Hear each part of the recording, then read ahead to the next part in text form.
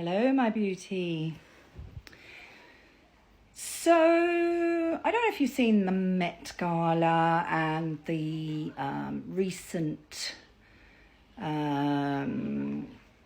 pictures from there, recent footage from there. It's often something that people like to view to see who attends, what they're wearing, what the theme is. And it is something that I always was interested in. I love to see the fashion, the different dresses and takes on the theme. But I can't watch it anymore, knowing that these people are part of a cult, part of a dark cult, Satanist, worshippers of Baal, all the rest of it. And the control that cult has over the entertainment industry. But I don't know if you saw what how Beyonce was treated.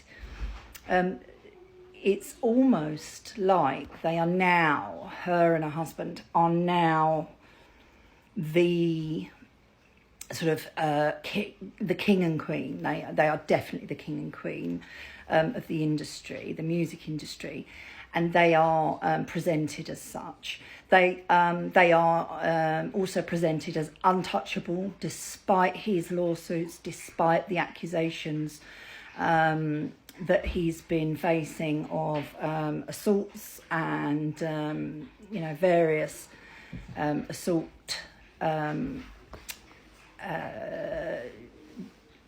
Allegations and the actual entry in the Epstein files of him together with Weinstein assaulting an underage child who is under the age of consent. And he continues. I mean, he's got massive lawsuits going on with Busby, which is ongoing, and it's continuing going down. Now, there will be, because it is the age of Aquarius, there will be further disclosure in respect of him, and it's going to continue. And with Beyonce, obviously, we've heard about her, the rumours surrounding her, of her high priestess status, which coincides with how they're presented in these these parties, let's say balls, galas, all those sorts of things that they're, the red carpet events and the way they're treated. It's like they're very much saying, we don't care about what you think about us. We are still top dogs. But something Beyonce said on this Met Gala is setting the internet on fire a little bit. And what people are focusing on is the fact that she made a comment about seeing the Met Gala and viewing the Met Gala through Blue Ivy's eyes.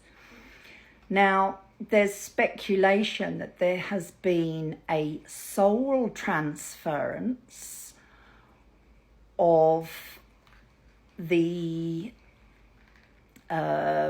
of her soul into Blue Ivy, and that. So she's now, she's leaving the older body and she's moving into the younger body.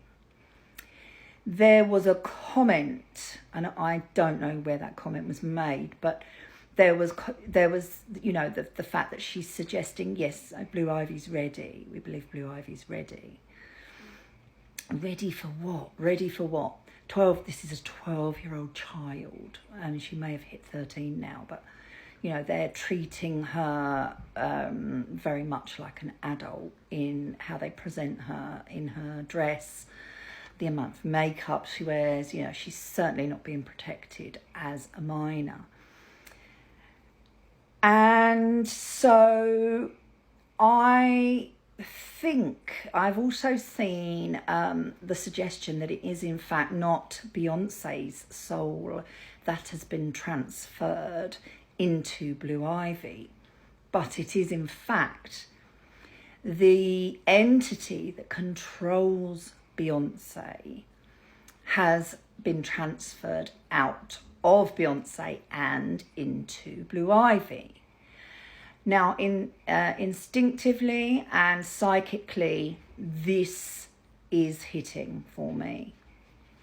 I am inclined to feel that that is what has occurred. And I do see the consent being given by Blue Ivy for it to come into her body and join with her soul, because it can't operate without her soul. She can't. These entities do not just slip into a body like slip on the meat suit and then they can carry on. Whether they're demons, whether they're not designed. And I suggest that it is quite a powerful demon that has been occupying Beyonce.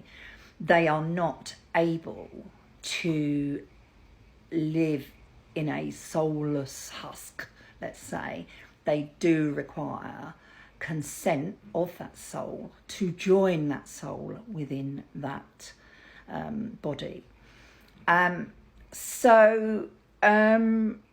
I'd be interested to see how this story develops, because, we can call people conspiracy theorists, but, these things don't come from nothing unless they are invented by cult members or cult-like attitudes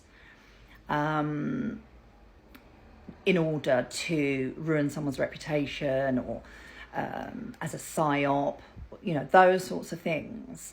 So therefore, it's something that is gathering momentum. And as I say, I'm not 100% sure where it's come from, but it's gathering momentum. And what's happening is it's striking a chord in people, and people are thinking, yes, instinctively, I know that there is truth there. And it may not be. It may be the fine details are variable, because we all interpret differently, and we all have a different. We're individuals, and we're viewing things from an individual perspective as human beings. But there is a common thread that's running through, that pulls people in, and they are thinking, yes, that's striking a chord. Yes, I see sense in that. Yes, that feels right, which is our inner core truth-seeking mechanism. We all have that. We all have a truth-seeking mechanism within us, including our third eye, which can access the Akashic records, and we all see it through our own lens. So there will be an interpretation of it, individual interpretation, and depending on our feelings, our state of mind, will put a certain colour gel over it. But essentially, we all have that ability to access the Akashic records and see what is actually happening. So, there we go. What do you think?